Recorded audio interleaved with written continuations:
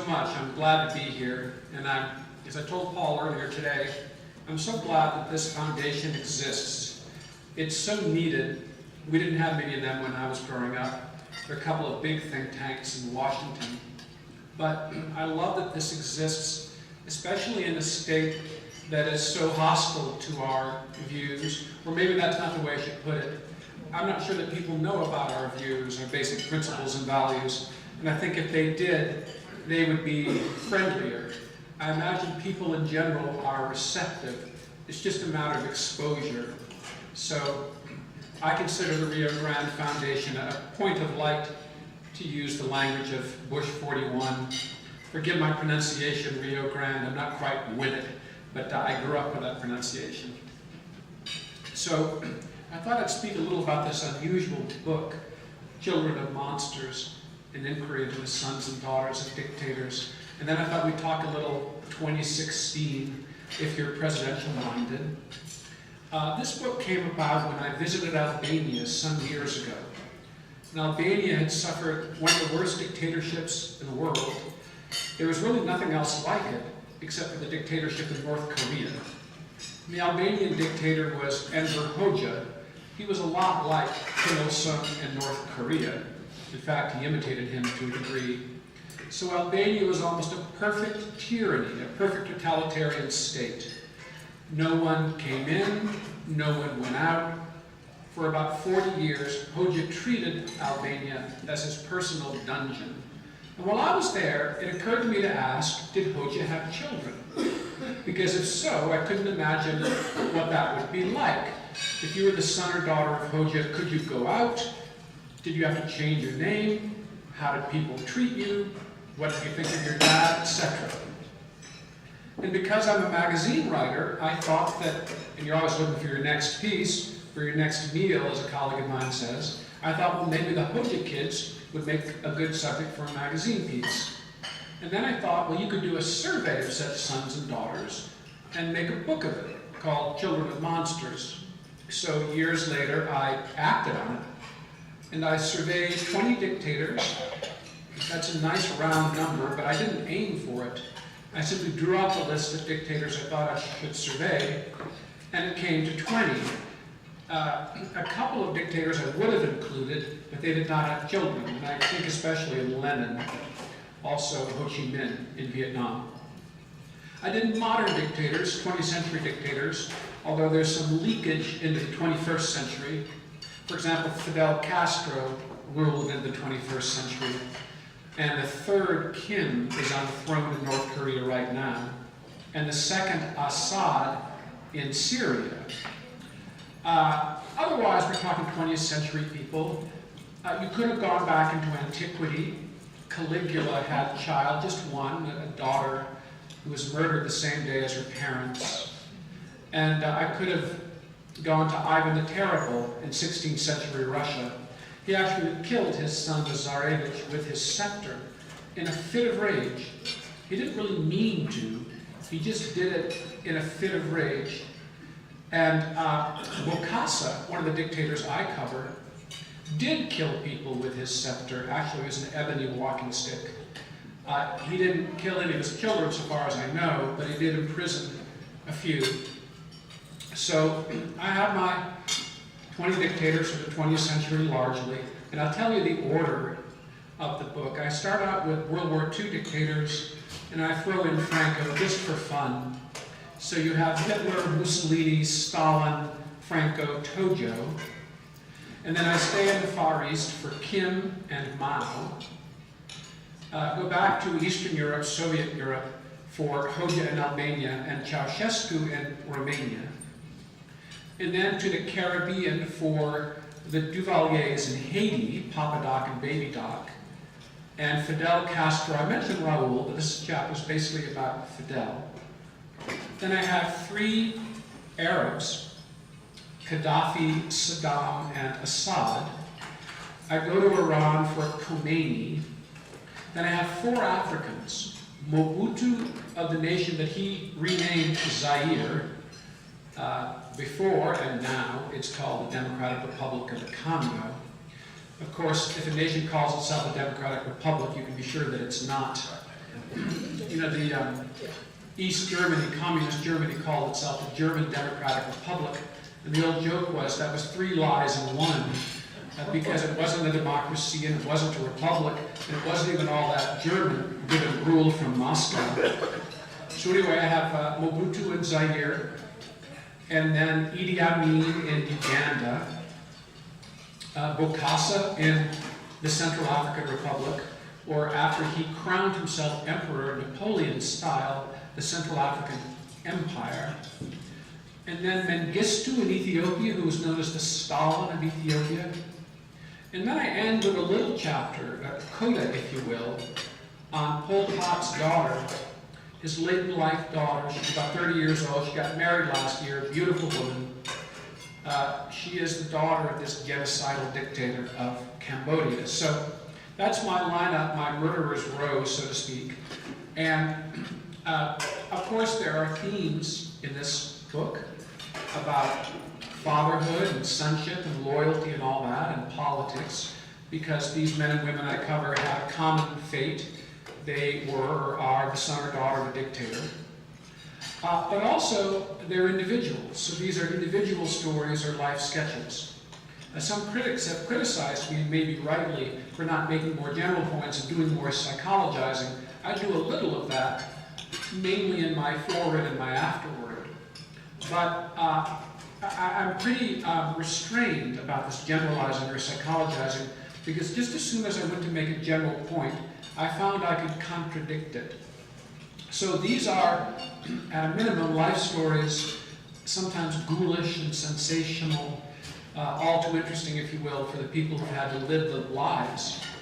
I'll touch on a few of the lives, maybe say something about, let's say, half or a third of the dictators I cover and their families.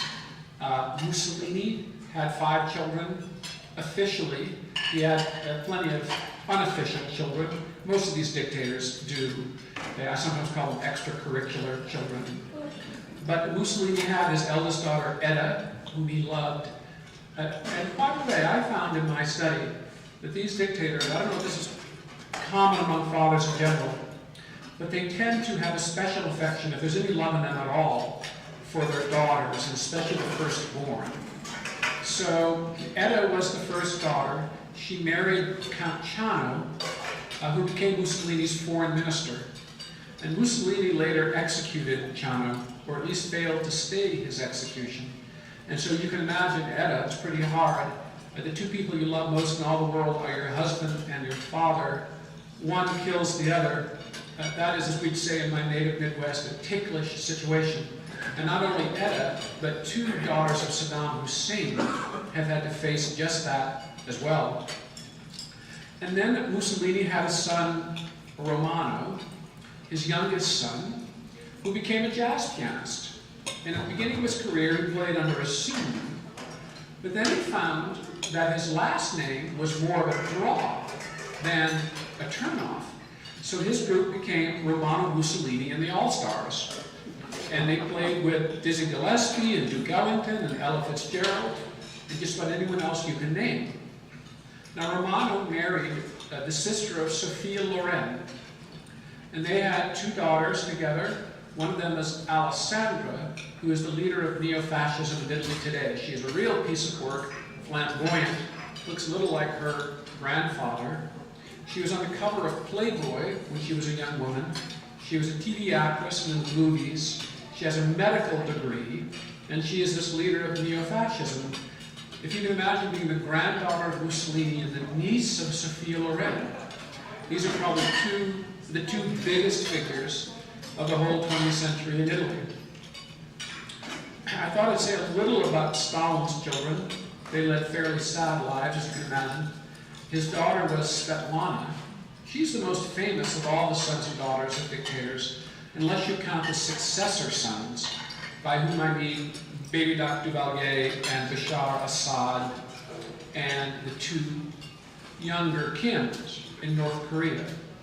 Svetlana is famous for a couple of reasons. She defected to the United States sensationally in 1967, but mainly she got it all down, her story and her thoughts, in 3 memoirs, at least 2 of which are really quite powerful.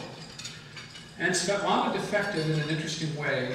The Soviet government let her out to go to India, for reasons I could explain. And she walked into the US Embassy in India and asked for political asylum. And our man on duty said, "So you say you're Stalin's daughter? The Stalin?" I said yes, and she came here. She declared National Review her favorite publication, gave us $500, which was a lot of money and really still is. She died a few years ago in a Wisconsin nursing home. She lived a very rocky and unhappy life, was often conflicted about her father, to use that modern psychological term. But if you can imagine a girl born in the Kremlin in the 1920s, the princess of the whole vast USSR, and she died relatively anonymously in this Wisconsin nursing home in her mid-80s. Tojo, I will say a word about. He had 7 children, if I remember correctly, and I must say that he was a fairly conscientious father, in that he prepared his children for his execution in a pretty thoughtful way, I have to say. His youngest child was a daughter, Kimmy, who was, I think, 14 when her father was executed. In the 1950s, she studied at the University of Michigan. She lived in the same residence hall as my mother, who had left the year before. And Kimmy married a US citizen, Dennis Gilbertson, I believe. And she's an elderly woman today, I believe an octogenarian, if not a nonagenarian, and calls herself Kimmy T. Gilbertson, Kimmy Tojo Gilbertson. She lives in Honolulu, not far from Pearl Harbor. And if you think that her father, as imperial and fascist prime minister, attacked Pearl Harbor, thus launching the Pacific War, whose aim was to destroy the United States, and now his youngest daughter is a US citizen living in Honolulu, rather an odd thing. Who's next? I might say a little about the Ceausescus in Romania. They were a terrible, terrible couple. I'm speaking of the dictator Nicolae and his wife, Elena. They were virtual co-dictators. And Ceausescu, the old man, wanted to set up the first communist dynasty, although he was having competition in this regard from Kim Il-sung in North Korea. He was not able to set up this dynasty to pass on power to his son, or to his wife for that matter, because they fell before it could happen. They were executed, you may remember, on Christmas Day, 1989. And they went out, so to speak, in interesting ways. It's sometimes said, I don't really have an opinion on this, but it's sometimes said that everyone has religion, whether he knows it or not. And Ceausescu went out singing the Internationale, the socialist hymn, and I believe it was a kind of prayer for him. His wife did not go out so prayerfully. She went out cursing her executioners in the saltiest Romanian there is. Maybe a word about Gaddafi. Gaddafi had 8 children, including 7 sons. They were a pretty brutish, brutal group. 3 or 4 that were real thugs and enforcers. But there was one young man, Saif al-Islam, who tried to go straight, so to speak. He wanted to be a Western-style liberal, or at least an Arab reformer, and he made some strides in this regard. He got a PhD from the London School of Economics. Some people say that he paid someone to write his dissertation. That's still a mystery. He spoke about democracy all the time. I heard him do it once myself at an international conference. He said something interesting. He said, "Do you know why we Arabs lose all our wars to Israel? Because they're democratic and we're not. So in their country, military commanders rise on merit. In our countries, the dictator, the strongman, picks the least capable officer for his chief of staff, because that means he's not so much of a threat to stage a coup d'etat." And so this was Saif al-Islam, and he talked a lot about democracy, but when push came to shove, when his father's dictatorship, the family dictatorship, if you will, was under attack in what became the Libyan Civil War in 2011, he went home to defend the dictatorship with arms. He committed war crimes. He's wanted by The Hague today. He's a prisoner in Libya. They won't turn him over. I regard Saif as a tragedy. Now, all of my kids, I sometimes call them my kids, many of them are tragic to one degree or another. But I would say this one is especially so, because I think he tried to break away or rise above or be something better. And the ties of blood or politics, or you might even say ambition, because he was one of the Gaddafi sons vying to succeed the old man. All of this, I'm afraid, proved insuperable. And since we're in the Middle East, I might say something about the Assads. So this current Assad, Bashar, was never meant to be dictator. His elder brother, Bassel, was the chosen one, the anointed one. And he seemed to be made for the role. He was talented and smart and handsome and glamorous and confident. He was being groomed for the job. The people, to the extent we could know this, liked him and looked forward to his being dictator because the old man Hafez Assad was so brutal and moreover so stern in his public affect. Anyway, it was to be Bassel, and he was killed in a car crash, sadly, when he was 31. This was in 1994. It was a foggy morning in Damascus, and he was late for a plane. He was rushing to catch up in his sports car. He crashed and died. So the next Assad son, Bashar, was in London practicing eye surgery. He was an ophthalmologist at the Western Eye Hospital. He never had any interest in politics or power or dictatorship at all. These things were foreign to him. He had no interest whatsoever. He liked his ophthalmology and his photography, especially like black and white photography. He was a shy kid, a bookish kid, a little nerdy and gawky. Even in his physical appearance, he was kind of long-necked and ungainly.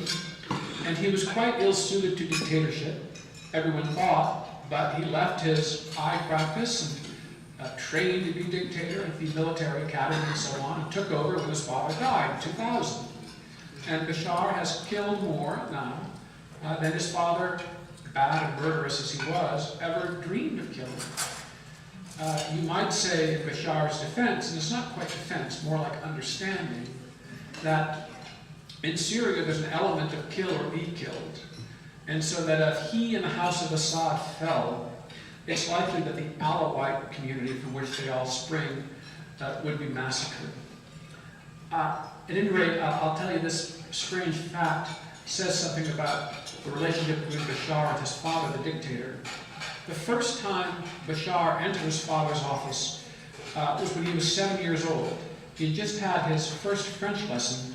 French was once the language of Syrian elites. And he was so excited by this that he burst into his father's office to tell him about it.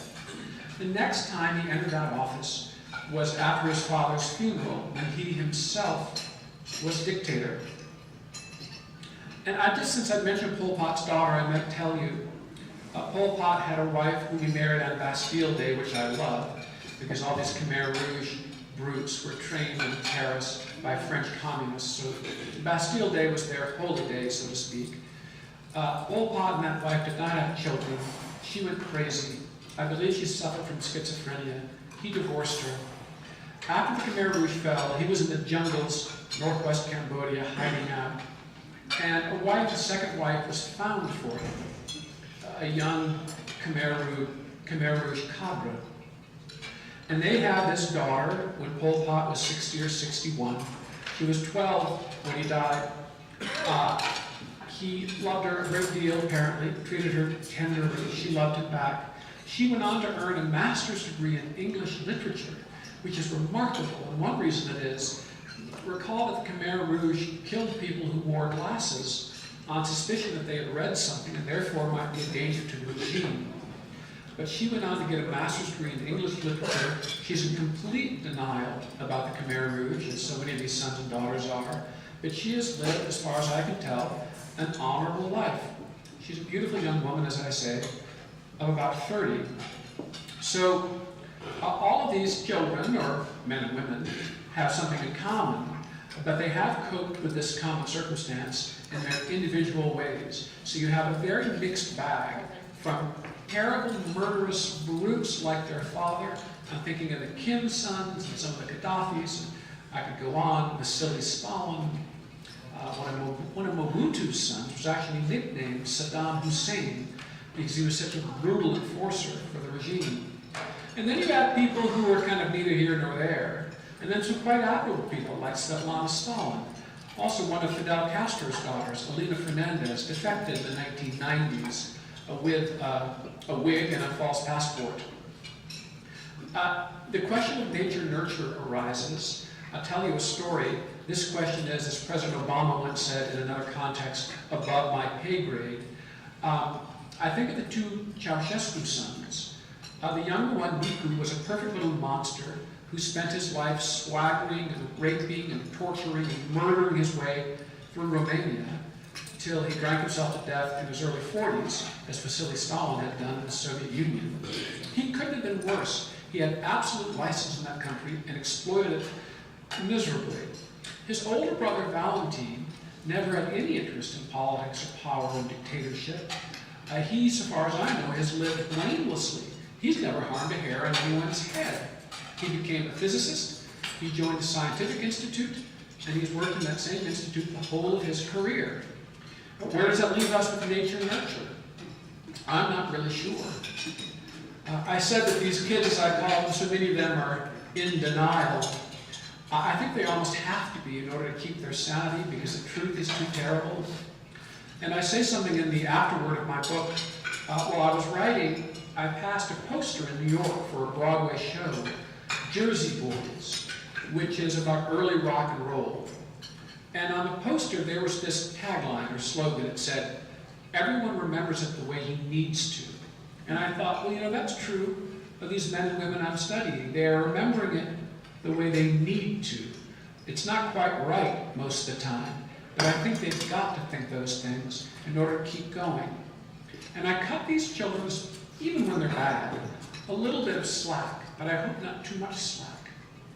I was talking with my friend Ignat Solzhenitsyn, who's one of the great man's 3 sons. Ignat is a pianist and conductor. I know him through music circles and political circles. He's a friend of National Review, etc.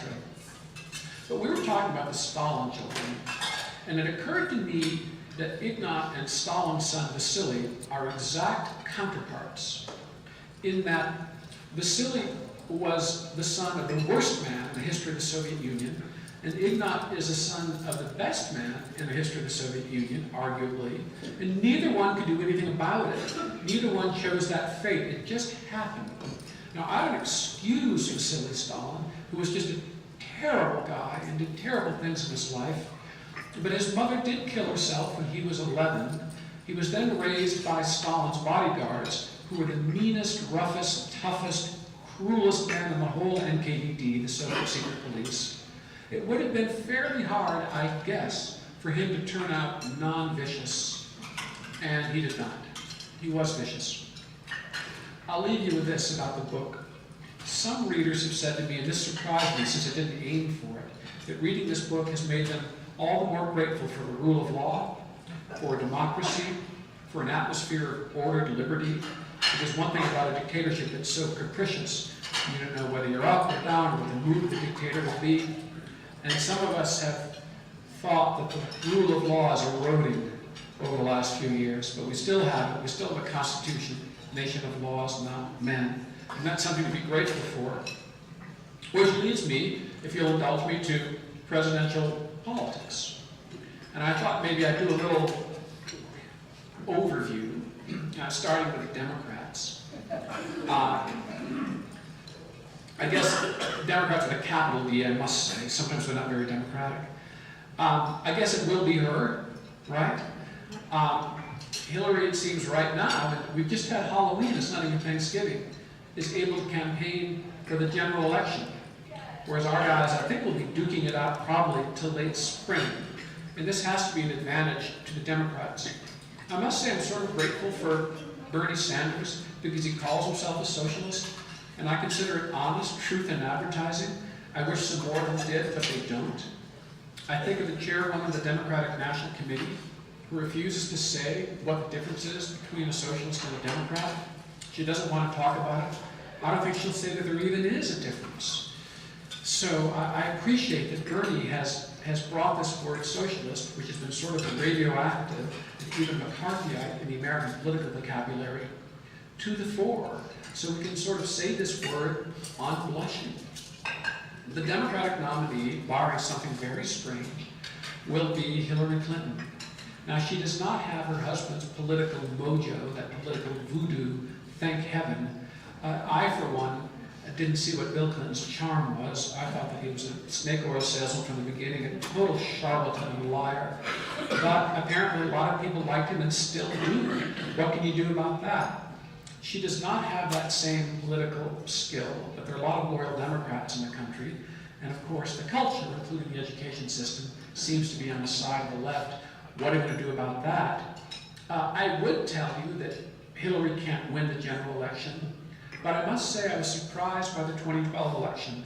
I know that political journalists like me are not supposed to express surprise, but I thought that Romney would win that race, and I was very surprised that Obama was reelected.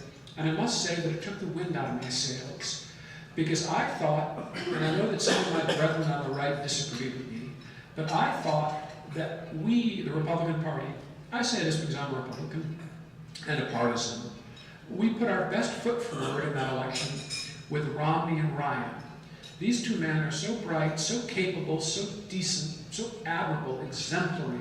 I really thought we put our best foot forward. And the American people looked at Romney and Ryan and looked at Obama and Biden and said, we want those guys, again, 4 more years. And I must say that took the wind out of my sails, because when they go to the polls, the American people express themselves. They define what the nation is to a degree. And as Václav Klaus, the Czech leader, says, Obama's merely a symptom of something. You know, he didn't fight his way to the White House with guns. I don't even think he's for guns. No, he was put there by the people democratically twice. That is a very hard problem. It's not a matter of beating Obama or the Democratic Party. What about a whole people, a populace that wants that, versus what Romney and Ryan have to offer? So, speaking of the Republican side, we have the 3 so-called outsiders, Trump, Carson, and Carly. Trump is a phenomenon. I can't believe he will be the nominee. If he is, then I don't really know the Republican Party or the country, but we'll see. Ben Carson is a lovely guy with a wonderful, inspiring story. I've said many times, I wish he would run for mayor of Baltimore. The city could really use him. He could set an example. It's such a mess. There's so much to clean up. And he could prove his governmental mettle. But these guys always want to be president or need to be president or run a presidential campaign. Even my beloved Steve Forbes, I so wanted him to run for senator or governor in New Jersey, take on John Corzine, for example, would have been multimillionaire versus multimillionaire with diametrically opposed worldviews. He just wouldn't do it. It had to be president.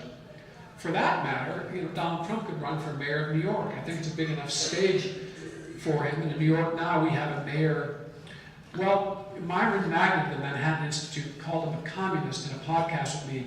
I said, Myron, surely you mean small c. He said, well, whatever. You know, he honeymooned in the Castro's Cuba when he was in his mid-30s. How do you like that? That says something.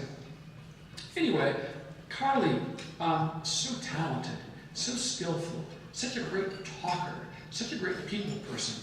I followed her on the trail quite a bit, interviewed her 2-3 times. She is highly impressive. It would have made all the difference if she'd been elected to the Senate in California, but apparently she couldn't. California is apparently off limits to Republicans for the foreseeable future. I really shouldn't say that, though, because there have been Republican victories here in New Mexico. I remember, I think Utah was the most solid Republican state. I remember it had a Democratic governor named Matheson. And in Massachusetts, it's supposed to be socialist territory. They had a string of Republican governors. They have one right this second, in fact, I believe. Can't remember his name. There's an expression we have, beg your pardon? Anyone know? Good old, what's his name we used to say? Charlie Baker. Charlie Baker, bless him. His name was on the tip of my tongue. Thank you, Dowd. Now, am I to call you Dowd, or is that your official name, or is it David, or is it Mr. Muska? Mr. Muska. Long story, we don't have enough time. All right. So in golf, we have the expression never up, never in. And, you know, I'm glad people are competing for office. I spoke earlier to someone who didn't win a congressional race last year and who should have. But darn it, as a voter, I appreciate a choice on the menu. You know, I don't want just a Democrat to vote for that matter, just a Republican, if I'm really honest honest about it and being a good citizen, political competition is healthy, just as competition in other areas of life is healthy. So, anyway, those are the outsiders.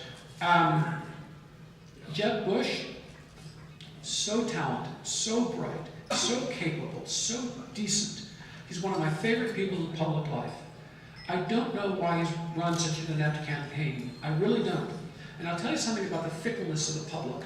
For 8 years under Bush 43, it was the wrong brother is president. Oh, Jeb, he's the good one. He's the natural politician. He's the smart one. He's the capable one. It really should have been Jeb. And this was said all the time. When I interviewed Jeb a few years ago, I asked him about this, and he said he hears it all the time, and he was just so sick of it. It was just so insulting. Anyway, what I've heard over the past month is, Jeb, really nice guy, but not nearly the skill of his brother, George W.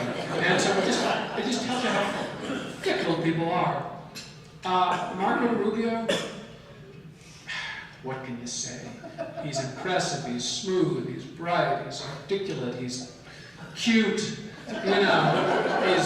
he's got a lot going for him. He's Hispanic. There's some people who don't consider Cubans Hispanic, but that is, as we say in Michigan, that's a whole nother speech. Ted Cruz, half Cuban, terribly bright guy from the state of Texas. Ted happens to be an old friend of mine, and he was running for the Senate a couple of years ago. I said, my worst nightmare is these two Cuban-American princes will be dueling it out down the stretch for the Republican nomination and bludgeoning each other. I was really thinking the 2020s or the 2030s, and lo, it might come to pass, this very cycle. Chris Christie, not to be written off. Very talented fellow, articulate, a good debater, a bruiser, even though some of his stances are fairly moderate, he has a conservative affect, doesn't he? He's a bruiser and a very good rhetorician. Rand Paul is testing whether someone of his foreign policy and defense beliefs can be the Republican nominee. I doubt it, but he's testing it. And I think to a degree, one welcomes, or I should speak for myself, I welcome this point of view in the party. It's not a point of view that I myself would vote for, but it's a point of view with which I must say I do have some sympathy, certainly in the economic realm. Who else? I'm a little bit surprised and crestfallen, too, about the early dropouts. I thought of this in 2011 when Tim Pawlenty left so early. My very good governor, very impressive guy. My view was, if I'm running for president, I want to give the people a chance to vote against me before I leave. No one's cast a ballot. So Rick Perry, he was governor of Texas for 1 million terms, very successful. Can't even get to the fall, to the autumn. Scott Walker was supposed to be the great savior of our party, our great hero, the slayer of the unions in Wisconsin. Can't go on because of money, I guess. It's kind of funny. We have a funny system where the so-called outsiders, Trump, Carson, Carly, they keep going. I think Trump and Carson are leading in the polls, and these established and proven governors have to drop out. So it's an interesting year, and I say God bless and save us all. And I'm going to last stop talking to entertain questions on any subject you wish. Thank you.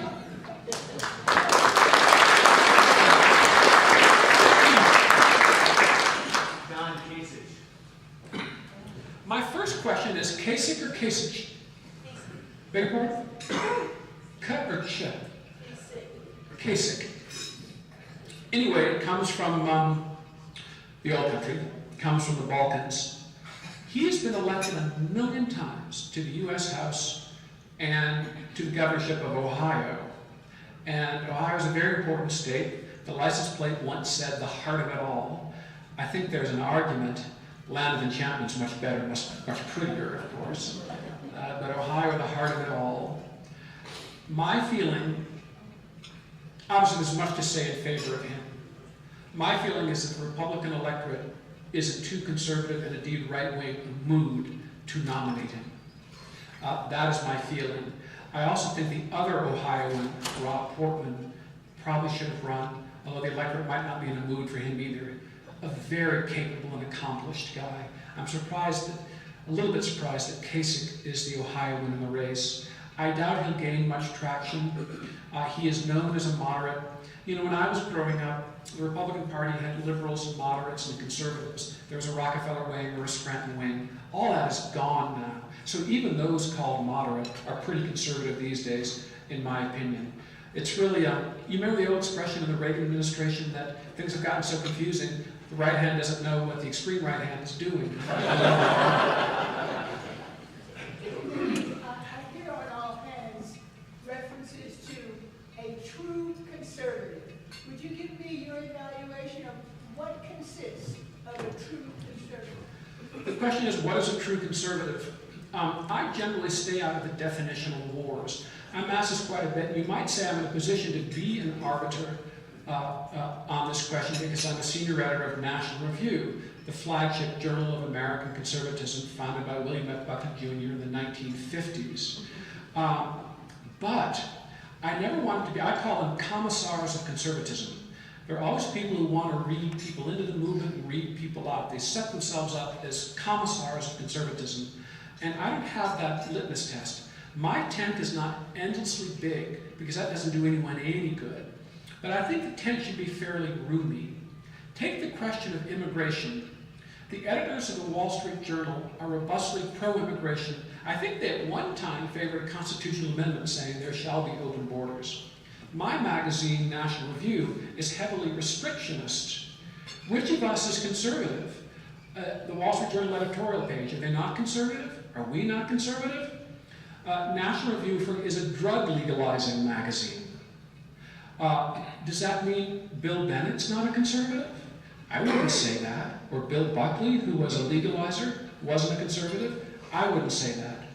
So I'd say, if you're for limited government, personal freedom, the rule of law, equality under the law, equality of opportunity, individualism, patriotism, a sound defense, a pluribus unum, out of many one, that makes you pretty conservative. And that's good enough for me. And I try to remember, because I'm an extreme, I'm a real right winger. I really am, and just a vicious partisan. But I try to remember Ronald Reagan, who said, if you agree with me, say 80% of the time, you're not my 20% enemy, you're my 80% friend. Must be remembered. Yes, sir.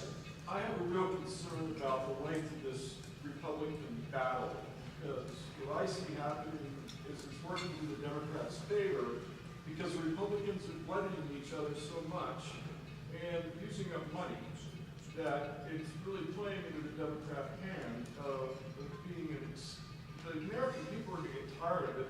And what they're going to start remembering of the Republicans is not the victory signs or anything else, but all the blood in the field. In my impression, it's going to be very negative. The other question I had is, I am an absolute raving fan of William F. Buckley Jr. One of my highlights of my life was watching the Buckley Gore debates during the Democratic Convention. You were just a child in 1968. My gosh. I voted for Goldwater in a straw election. What? So anyhow, my question is, are these, like his debates and his other video appearances archived? You will find the William F. Buckley Jr. archive at two separate places. The Hoover Institution on the Stanford campus and Hillsdale College in Michigan. And I think some of those tapes may be a little bit creepy, a little bit creaky, I meant to say, and blurry. There's some creepiness. For example, Allen Ginsberg is on there. Jack Kerouac was a guest, Muhammad Ali, others. But I think it's mainly preserved, all that stuff. I believe the Hoover Institution in California has the firing line tapes, and Hillsdale College has the written stuff in an online archive. As for the length of the primary season, well, yes, but the primary seasons are getting shorter. It used to be they started in the snows of New Hampshire, they marched across the country, and in June you ended in California for the whole enchilada. Now they tend to be sewn up by about March. So yes, the Republicans will bloody one another, but I hope that we will be able to get our act together, certainly by the time of the convention. And I was just thinking, when I was growing up, Democrats liked to brag how independent-minded they were, and they were always quoting Will Rogers. I belong to no organized party. I'm a Democrat. Ha ha ha. And I heard this all my life. But you know, Democrats seem pretty well organized to me. They seem a pretty well-oiled machine. And Hillary is next in line. Obama took it for her in 2008, but baby, she's got it this time. I have a broad question in your research. What were the factors that you found prior to a dictator taking over? I'm just sort of assuming that it was the elimination of religion, disarming the civilian populace, idolatry of the state, centralized propaganda through the media, a type of PR arm of the state. Are these some of the things, and what other factors? And I also wanted you to tie the idolatry of the state that we seem to be having in the United States. The Pew Center just came out with a study, I believe it was yesterday I read, that we only 63% of young people under 30 believe that in God. Could you and they're not members of organized religion. Could you tie those two things together? Well, first, briefly on dictators. They often swoop in to rescue or on the pretense of rescuing a nation from some terrible situation or crisis. And I'll give you a couple of generalities about dictators. This isn't very pleasant to say, but I must say I have found that they're really very, very smart. They're high IQ people, they're brainy people, they're unusually smart, all of these guys. Stalin, Mao, Saddam Hussein was cunning as a rat. They're very brainy people. And of course, charismatic too, personable. They have powers of seduction. And a lot of people fall for a strong man. People are seduced by this kind of thing. There's almost a mesmerism that can take over. And these dictators often enjoy a cult of personality. A couple of other unpleasant facts. I found when I was younger, I used to think that a dictatorship was a matter of a relatively small group of people, thugs, lording it over everyone else at point of bayonet. And to a degree, that's certainly true. But I have discovered in my studies, to my sadness, that all of these dictators have a degree of popular support. Now, I don't say that they submit themselves to elections. You notice that they don't, not to free and fair elections. But they all have some popular support. And so, I'm sorry to say, do terror movements. I wish it weren't so. I was speaking not very long ago with a man who has lived in Iraq for a long time, who's extremely well informed about the situation. I said, does ISIS have popular support? I mean, these grotesque beheaders and murderers? Oh yes, a lot. That is a sad fact. As far as the religious question goes, well, in these dictatorial societies, usually the dictator is the deity. He is worshipped as a god, and his cult is a kind of religion, a religion without God, if you will, with a capital G. There are a few exceptions.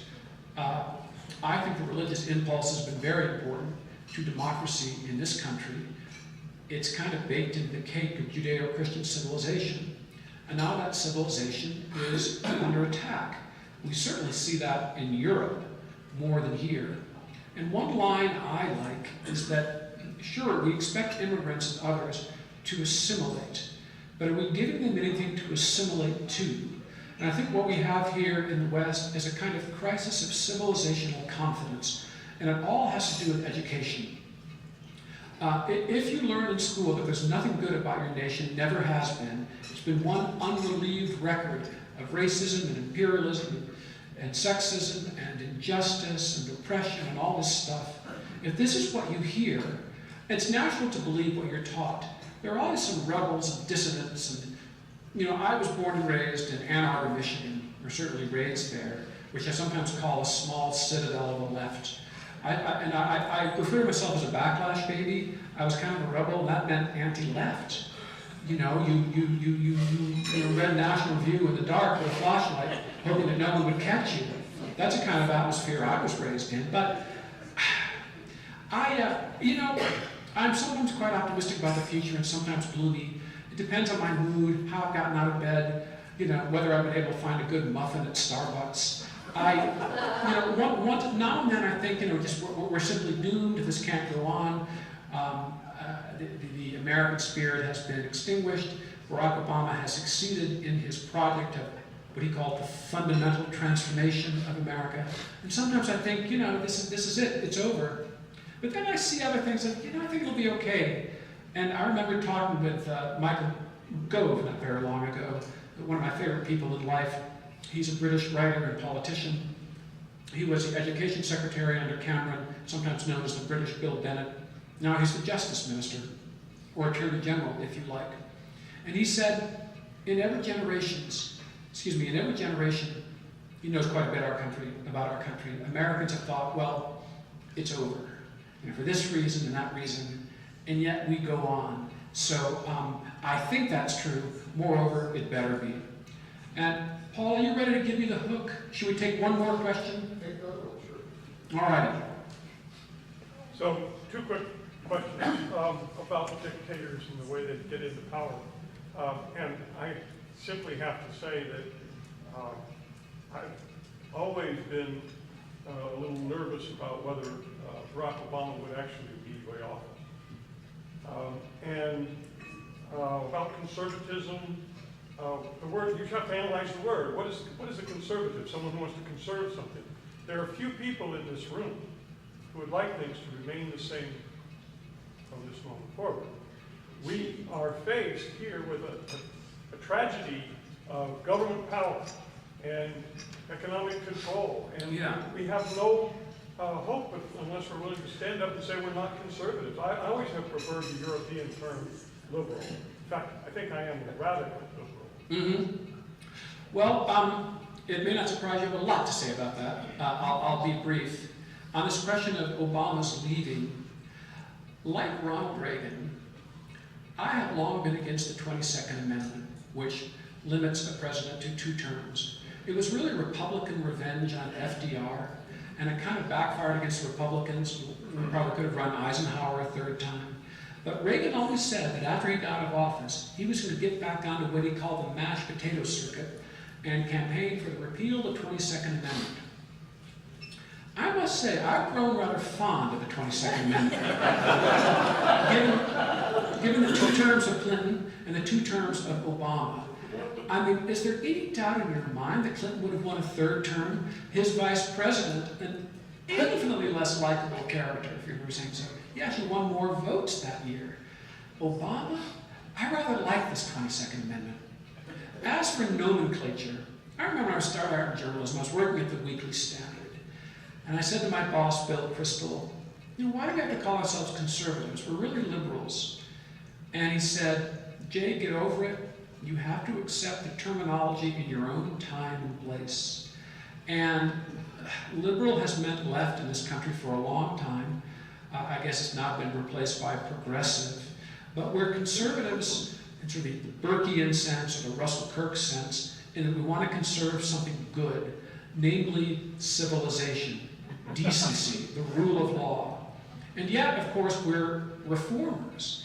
Take the matter of Social Security. The Democrats want to have it basically frozen in place from the 1930s. We want to reform it so it will be viable for people in the future. They're called the progressives. We're called the conservatives. That's just backwards, isn't it? That's just ridiculous. And I noticed this in 2000 when Bush was running, George W. Bush, to reform everything. Social Security, Medicare, education, the military, I could go on. He was a conservative in the race, and the Democrats, of course, just wanted to preserve what they had done, particularly the Great Society under LBJ. So I, too, have chafed against the word conservative. When I'm forced to describe what I am philosophically and politically in the briefest way, I say that I'm a Reaganite. Because people generally understand what that means. You're a Jeffersonian or a genuine liberal or a conservative or an arch right-winger. What he was, I am. So I often say that the best thing Ronald Reagan ever did for me was give me something to call myself.